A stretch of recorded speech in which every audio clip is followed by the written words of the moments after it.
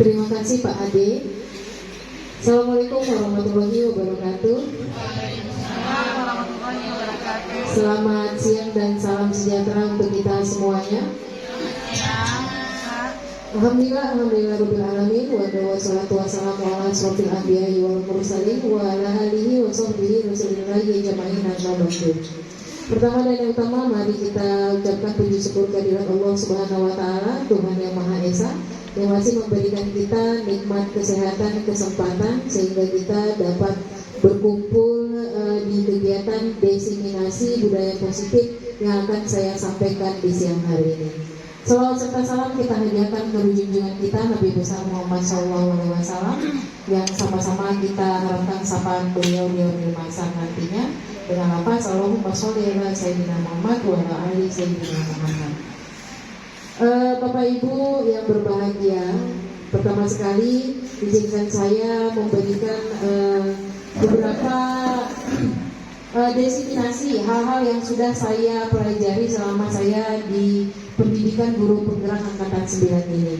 Di mana di sini nanti Bapak Ibu saya tidak menggurui Bapak Ibu. Apa yang saya dapatkan ini adalah ilmu. Jadi saya akan berusaha untuk membagikan hal-hal positif yang bisa saya dapatkan di kegiatan CGP di angkatan saya pada kegiatan siang hari ini.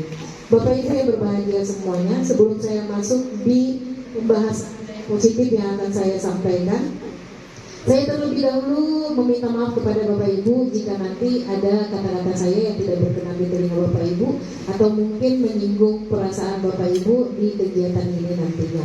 Dimana di sini saya masih dalam proses belajar, tapi saya yakin dan percaya hal-hal positif apapun yang kita sampaikan itu pasti ada maknanya untuk kita semuanya.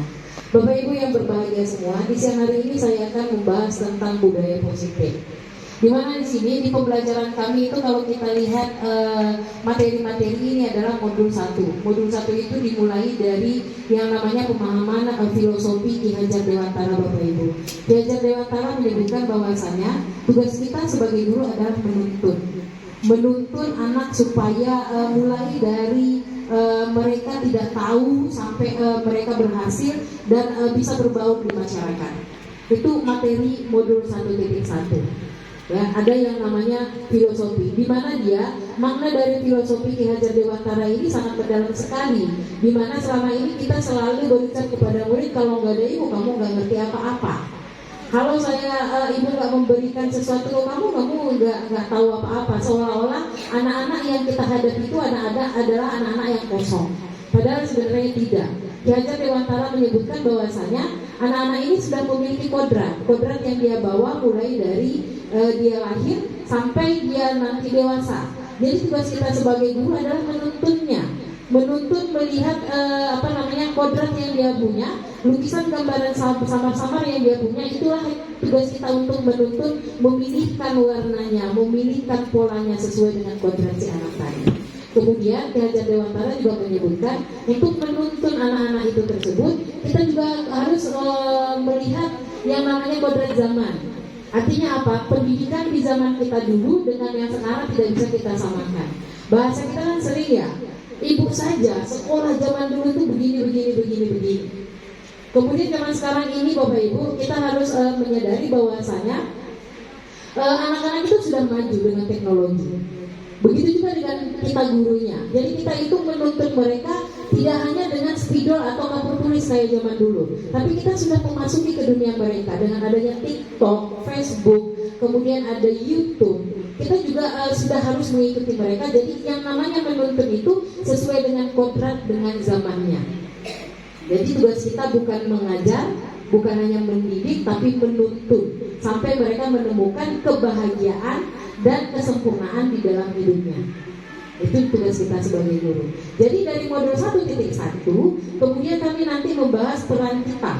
Kalau di dalam kegiatan pendidikan CGP tentu saja di sana ada yang namanya nilai dengan peran guru penggerak. Nilai dan peran guru penggerak ini sebenarnya kalau kita tidak di dalam pendidikan itu adalah nilai dan peran kita sebagai guru. Kita memiliki nilai, kita memiliki peran. Nilai kita itu apa? Kita harus memiliki bisa menuntun anak. Kemudian peranan kita sebagai apa? Peranan kita sebagai penuntun terhadap anak. Kemudian sebagai pembagi hal-hal positif kepada teman. Kemudian ada yang namanya coach. Kita juga coach kepada anak. Tidak ada istilahnya gurunya lebih pandai daripada siswa, harus lebih pandai dari siswanya. Ada juga siswa itu yang sudah pandai dan guru menyesuaikan. Begitu. Kodrat kita ada di posisi yang seperti itu. Kemudian lanjut ke modul 1.3. Di kegiatan CGP itu di modul 1.3 seperti yang kemarin kita lakukan diseminasi, ada yang namanya visi misi.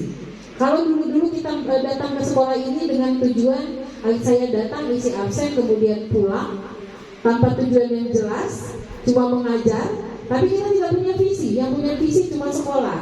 Jadi kita lanjut ke visi. Untuk menjalankan visi ini, mulai dari modul 1 itu cara penyampaian kita dengan yang dia pikirkan bisa saja berbeda.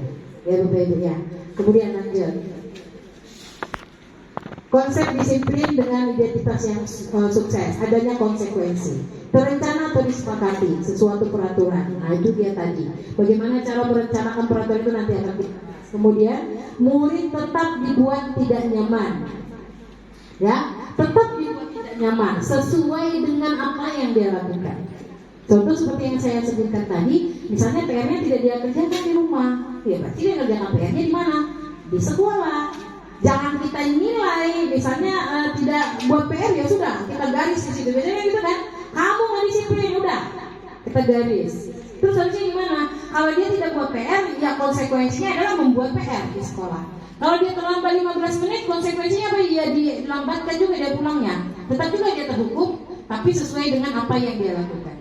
Tidak lagi buat PR. Kalau saya dulu nggak buat PR, saya suruh berdiri di atas meja pula tuh. Padahal nggak boleh berdiri di atas meja, ya itulah yang kita lakukan. Adakah hubungannya? Selesai nggak PR dia dengan dia berdiri di atas meja? Tidak. Jadi tidak logis. Kemudian sikap guru selalu memonitor murid. Kita memperhatikan. Restitusi, proses menciptakan kondisi bagi murid untuk memperbaiki kesalahannya. Kemudian proses kolaboratif yang mengajarkan murid untuk mencari solusi sendiri. Jadi tujuan dari restitusi itu Bapak Ibu, yang pertama kita fokus dengan kesalahan siswa. Contoh, nih anak rambut panjang tadi, yang berambut panjang tidak mau dipangkas. Kita lakukan proses restitusi. Proses restitusi itu nanti ada 3 tahapan. Tujuan akhirnya apa? Pangkas rambut. Tetap tujuan akhirnya pangkas rambut. Tapi pada saat dia pangkas rambut itu dia sudah sadar apa yang dia langgar, begitu. Itu tujuannya. Kita lanjut dulu, Erwin. Sebelum kita masuk ke restitusi, kita pahami dulu 5 posisi kontrol guru. Yang pertama penghukum. Nah ini yang paling banyak nih. Saya juga iya nih. Saya juga paling sering kalau terlambat udah lari keliling lapangan. Kalau nggak buat PR ya udah berdiri di atas meja. Ada kalau zaman dulu waktu saya ngajar anak SMP, saya suruh ngangkat kaki satu, pegang telinga, nggak ada hubungannya, PR-nya nggak selesai juga gitu. Cuma kan waktu itu saya belum belajar ini, karena di zaman kita di sekolah dulu itu yang kita dapatkan, jadi turun temurun itu, jadi paradigma kita ubah, gitu. Menyelesaikan nggak yang kita lakukan? Tidak. Kalau tidak menyelesaikan ya sudah jangan. Nah, kemudian ada pembuat merasa bersalah. Nah, itu paling sering tuh. Kamu tahu nggak kalau ibu sedih kamu terlambat, gitu. Kamu tahu nggak, bos kamu capek ngurusin kamu. Kami dengan BK sering ya. Kamu terus capek loh ibu. Nah, itu paling sering saya bilang. Itu membuat rasa bersalah. Kemudian ada posisi teman yang gaul lah, kerjakan lah, cepat. Pernah. Kadang-kadang kita kehilangan harga diri kalau ini yang kita pakai. Selesai kerjaan, selesai, bisa aja selesai. Tapi posisi yang seperti itu bisa aja kita kehilangan harga diri kita gitu, sebagai guru. Tapi kalau kita bisa memanfaatkan, kalau sampai di posisinya sudah baik, ya janganlah, masih ada posisi yang lebih baik lagi. Ya kan? Bisa terselesaikan itu bisa. Kemudian ada pemantau. Kalau di pemantau, tapi kalau Umi asal abang baik, tidak buat Umi malu nggak apa-apa. Betul nih nggak apa-apa. Tapi itu jadi bumerang juga buat saya Bapak Ibu. Pas dia di kelas 6 SD, apa kata wali kelasnya? Umi, sini nih, dulu saya sebut nama anak saya. Kata wali kelasnya, dia tuh bilang nilainya rendah. Jadi dipanggil wali kelasnya, kamu masih bisa lebih dari ini. Kata umi saya nggak apa-apa, bu, segitu aja nggak apa-apa. Ternyata nggak boleh juga. Jadi banyak hal yang harus kita perhatikan. Jadi anak itu cara penyampaian kita dengan yang dia pikirkan bisa saja berbeda. Ya berbeda ya. Kemudian lanjut. Konsep disiplin dengan identitas yang sukses, adanya konsekuensi, terencana atau disepakati sesuatu peraturan. Nah itu dia tadi. Bagaimana cara merencanakan peraturan itu nanti akan kita. Kemudian murid tetap dibuat tidak nyaman, ya, tetap dibuat tidak nyaman sesuai dengan apa yang dia lakukan. Contoh seperti yang saya sebutkan tadi, misalnya PR-nya tidak dia kerjakan di rumah, ya berarti dia kerjakan PR-nya di mana? Di sekolah. Jangan kita nilai, misalnya tidak buat PR ya sudah, kita garis di situ. Biasanya gitu kan, kamu nggak disiplin, udah kita garis. Terus harusnya gimana? Kalau dia tidak buat PR, ya konsekuensinya adalah membuat PR di sekolah. Kalau dia terlambat 15 menit, konsekuensinya apa? Ya dilambatkan juga dia pulangnya. Tetap juga dia terhukum, tapi sesuai dengan apa yang dia lakukan. Tidak lagi buat PR. Kalau saya dulu nggak buat PR, saya suruh berdiri di atas meja pula tuh. Padahal nggak boleh berdiri di atas meja, ya itulah yang kita lakukan. Adakah hubungannya? Selesai nggak PR dia dengan dia berdiri di atas meja? Tidak. Jadi tidak logis. Kemudian sikap guru selalu memonitor murid. Kita memperhatikan. Restitusi, proses menciptakan kondisi bagi murid untuk memperbaiki kesalahannya. Kemudian proses kolaboratif yang mengajarkan murid untuk mencari solusi sendiri. Jadi tujuan dari restitusi itu Bapak Ibu, yang pertama kita fokus dengan kesalahan siswa. Contoh, nih anak rambut panjang tadi, yang berambut panjang tidak mau dipangkas. Kita lakukan proses restitusi. Proses restitusi itu nanti ada 3 tahapan. Tujuan akhirnya apa? Pangkas rambut. Tetap tujuan akhirnya pangkas rambut. Tapi pada saat dia pangkas rambut itu dia sudah sadar apa yang dia langgar, begitu. Itu tujuannya. Kita lanjut dulu, Erwin. Sebelum kita masuk ke restitusi, kita pahami dulu 5 posisi kontrol guru. Yang pertama penghukum. Nah ini yang paling banyak nih. Saya juga iya nih. Saya juga paling sering kalau terlambat udah lari keliling lapangan. Kalau nggak buat PR ya udah berdiri di atas meja.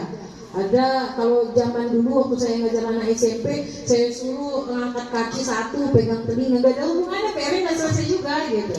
Cuma kan waktu itu saya belum belajar ini, karena di zaman kita di sekolah dulu itu yang kita dapatkan, jadi turun temurun itu, jadi paradigma kita ubah, gitu. Menyelesaikan nggak yang kita lakukan? Tidak. Kalau tidak menyelesaikan ya sudah jangan. Nah, kemudian ada pembuat merasa bersalah. Nah, itu paling sering tuh. Kamu tahu nggak kalau ibu sedih kamu terlambat, gitu. Kamu tahu nggak, bos kamu capek ngurusin kamu. Kami dengan BK sering ya. Kamu terus capek loh ibu. Nah, itu paling sering saya bilang. Itu membuat rasa bersalah. Kemudian ada posisi teman yang gaul lah, kerjakanlah, cepat, pernah. Kadang-kadang kita kehilangan harga diri kalau ini yang kita pakai. Selesai kerjaan, selesai, bisa aja selesai. Tapi posisi yang seperti itu bisa aja kita kehilangan harga diri kita ya, sebagai guru. Tapi kalau kita bisa memanfaatkan, kalau sampai di posisinya sudah baik, ya janganlah, masih ada posisi yang lebih baik lagi. Ya kan? Bisa terselesaikan itu bisa. Kemudian ada pemantau. Kalau di pemantau bisa kita selesaikan, mungkin bisa. Tapi ada yang lebih baik lagi sebagai manajer. Bagaimana itu akan kita bahas ya. Contoh penerapan 5 posisi kontrol guru. Yang pertama kasus siswa, jangan ini kita pakai Bapak Ibu ya, atribut. Kita contohkan yang rambut panjang, yang tidak mau mangkas tadi. Kalau kita sebagai penghukum apa yang kita lakukan? Gunting langsung. Ada nggak kita tanya? Enggak. Aduh, tiba-tiba aja, ya kan? Kalau enggak kita marahin. Atau penghukum tuh. Kamu panjang, jemur di halaman. Emangnya kalau di halaman langsung rontok rambutnya, langsung kepangkas enggak kan? Kemudian ada dia pembuat rasa bersalah. Kira-kira gimana dia kalau rambut? Nah panjang kali lah rambutnya. Kalau kayak gini terus gimana lah gitu. Sedih hati ibu gitu. Sampai anak itu merasa bersalah. Dia gara-gara saya sedih Bu Siska. Gitu. Itu membuat rasa bersalah. Next.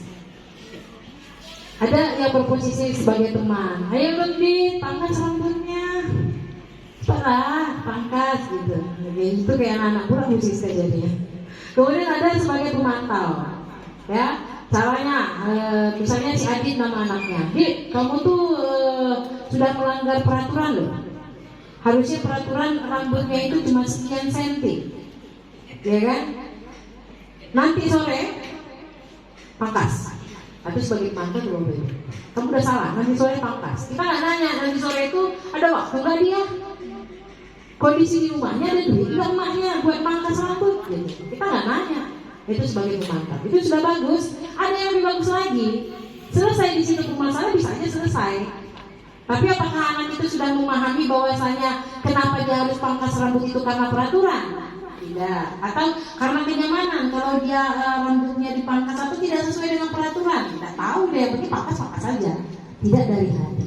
Next yang berikutnya. Yang paling bagus itu adalah sebagai manajer. Yang pertama kita tanya dulu dia. Din, kenapa kamu Bu Siska panggil? Udah tahu nggak? Jawabnya nanti mungkin nggak tahu Bu, gitu kan? Ya kan? Nah, kemudian kita tanya lagi sama dia. Menurut Adit, rambut Adit ini udah sesuai nggak sebagai pelajar seperti yang ada di perjanjian awal kita? Dia akan jawab, enggak Bu. Terus kita tanya lagi, terus gimana?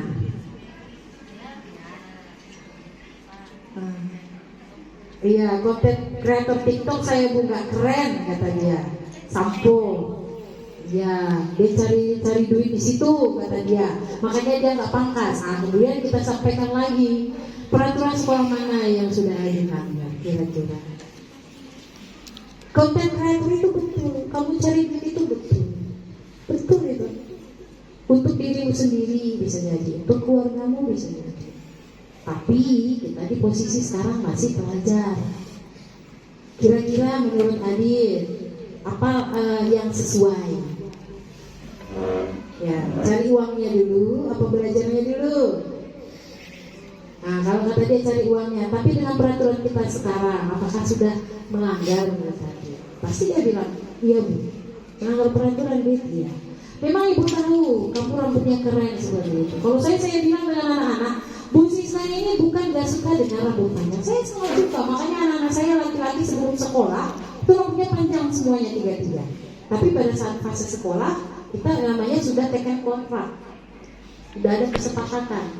Nah, itu nanti cara membuat kesepakatan kelasnya. Ayolah diikuti itu. Sampai pada akhirnya si Adit itu sadar, oh dia harus pangkas rambut. Gitu. Ya, ya Adit. Misal namanya, ya contohnya. Oke, itu sebagai manajer. Sampai dia paham dari hati kecilnya. Jadi suatu saat rambutnya panjang sedikit, dia tak perlu disebutin lagi. Adit rambutnya panjang, tak perlu lagi. Kalau sudah kita tahu dan sadar posisi kita, maka kita akan bisa menjalankan sistem among kepada murid. Sistem among itu apa? Sistem kita menuntut anak, menjadikan anak itu sebagai nomor satu, tujuan utama kita. Ya, ada istilah di KHD, kita sebagai guru harus menghamba pada murid. Artinya apa? Memberikan semua yang terbaik pada murid. Kemudian dengan posisi diri sebagai manajer ini menuntut murid menjadi insan yang mandiri, merdeka dan bertanggung jawab seperti standar nasional pendidikan kita. Kalau sudah sampai pada insan yang mandiri, merdeka dan bertanggung jawab, artinya anak-anak kita ini sudah mendapatkan budaya positif, Bapak Ibu. Kira-kira itu saja yang bisa saya sampaikan sebagai diseminasi budaya positif pada siang hari ini. Mudah-mudahan bermanfaat kepada Bapak Ibu semuanya. Ada manfaat pada perubahan diri kita dan tentu saja bisa membawa kita ke arah yang lebih baik. Sekian, jika ada kata-kata saya yang salah, saya mohon maaf. Wabillahi taufiq wal hidayah. Assalamualaikum warahmatullahi wabarakatuh. Mic saya kembalikan kepada moderator. Assalamualaikum warahmatullahi wabarakatuh. Waalaikumsalam warahmatullahi wabarakatuh. Terima kasih kepada Bapak Moderator sekaligus Ibu Siska sudah mempersilahkan saya untuk menyampaikan refleksi hasil dari penyampaian yang sudah disampaikan oleh Ibu Siska. Dari pemaparan yang sudah Ibu sampaikan tadi, bahwasannya pada hari ini begitu banyak ilmu yang bermanfaat. Jadi perasaan saya pada hari ini mengenai pemaparan yang sudah disampaikan kepada oleh Ibu Siska, bahwasannya ini pemaparan yang sangat luar biasa untuk guru-guru, karena ini merupakan ilmu yang sangat patut diimplementasikan oleh guru kepada siswa kita. Mungkin itu yang dapat saya sampaikan. Lebih dan kurang saya mohon maaf. Assalamualaikum warahmatullahi wabarakatuh. Bicara yang telah memberikan umpan balik atau refleksi terhadap kegiatan yaitunya penyampaian materi dari Ibu Siska Ingrid tadi. Mungkin bagi Bapak Ibu ada yang memberikan refleksi lagi? Jikalau tidak, maka masih ada? Oke, itu Ibu Dewi. Terima kasih pada Bu Siska yang telah memberikan pemaparan tentang budaya positif ini. Artinya bagi kita sebagai guru, kita tidak boleh menyalahkan yang seperti Ibu sampaikan tadi, bahwa kita tidak boleh menjadi guru seorang penghukum, kemudian kita tidak boleh menjadi seorang guru itu pemantau. Berarti dari kesimpulan yang saya materi tadi, artinya ketika kita menemukan persoalan siswa kita yang seperti itu, kita harus bimbing dia, berikan pemahaman dan memberikan suatu komitmen, ya, karena suatu yang konflik tanpa kita jelaskan pemahaman yang seperti apa biar mereka keluar dari zona nyamannya, tapi harus ada yang namanya komitmen antara kita dengan anak tadi, tetapi dengan konsepnya tidak memberatkan pada dia, artinya dia harus belajar keluar dari zona nyamannya tadi. Kalau memang dia punya masalah soal terlambat, maka kita harus carikan solusi yang terbaik.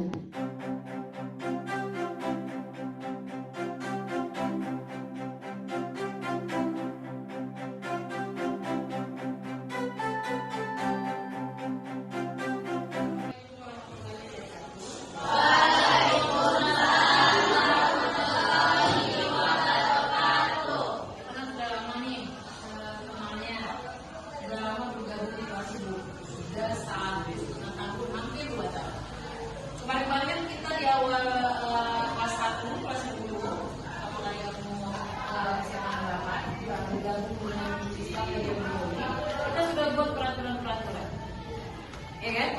Sudah buat peraturan-peraturan apa saja yang tidak boleh kita lakukan di dalam kelas, ya. Cuma kalau aturan-aturan yang kemarin kita bicarakan itu bukan aturan dari Siska, kamu nggak boleh begini, nggak boleh begini, nggak boleh begini. Hari ini kita akan membuat suatu keyakinan kelas. Keyakinan kelas itu adalah hal-hal yang kita sama-sama sepakati untuk kita lakukan bersama. Yang akan kita sepakati bukan lagi aturan, tapi kesepakatan antara kamu apa yang kamu mau dengan yang akan dilakukan. Paham ya? Nah untuk itu sekarang Bu Siska berikan kamu sticky note. Kamu tuliskan di sana apa-apa saja yang tidak boleh kita lakukan.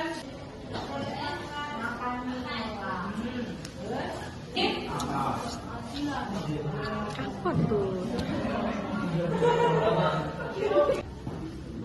Cina. Peraturan yang tidak boleh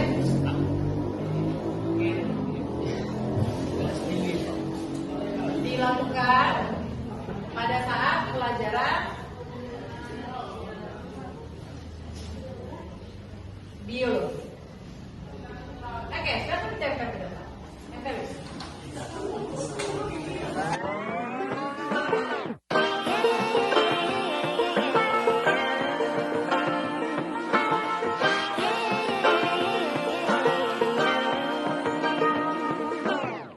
I like to be educated, but I'm so frustrated. Hello to my loneliness. I guess that ignorance is bliss. Take me back to before the new. Rewind, take it out of cue. Jadi dari semua yang kamu lakukan ini, nanti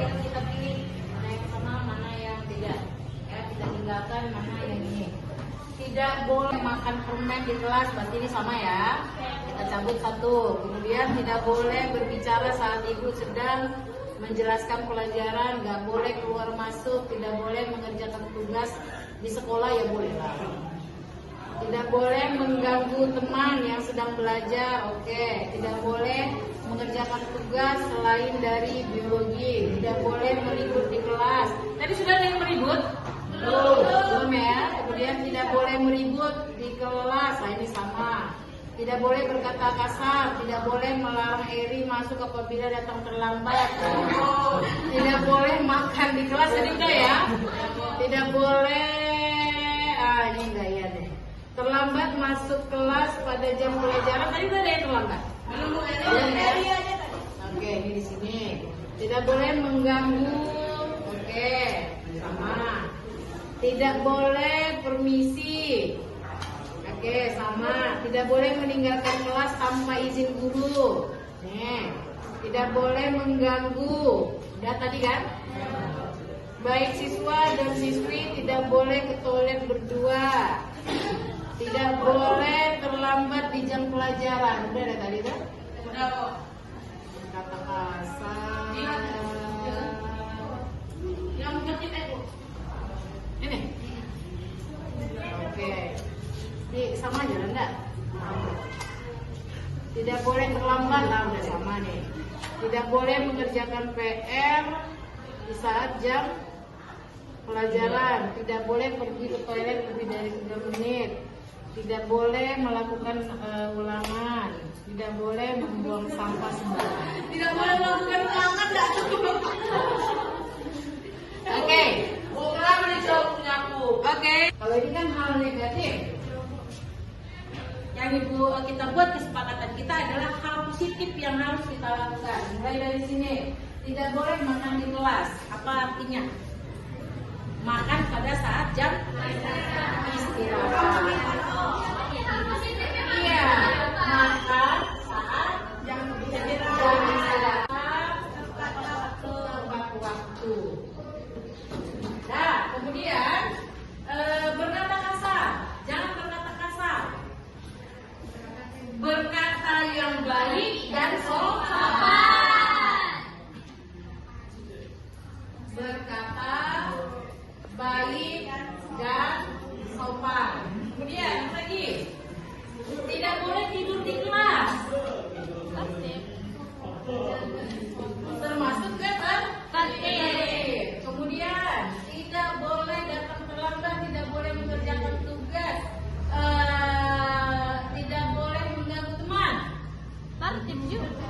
Tertib juga. Oke. Tidak boleh mengerjakan PR di sekolah. Tapi mengerjakan PR di rumah. Mengerjakan saat jam istirahat, tertib sama pembelajaran, datang tepat waktu. Ini termasuk disiplin. Anak-anak semua disiplin. Kemudian berkata baik, sopan. Ini masuk mana? Sopan dan santun. Ini mengerjakan PR di rumah apa? Tanggung jawab. Oke, ini kesepakatan kelas kita.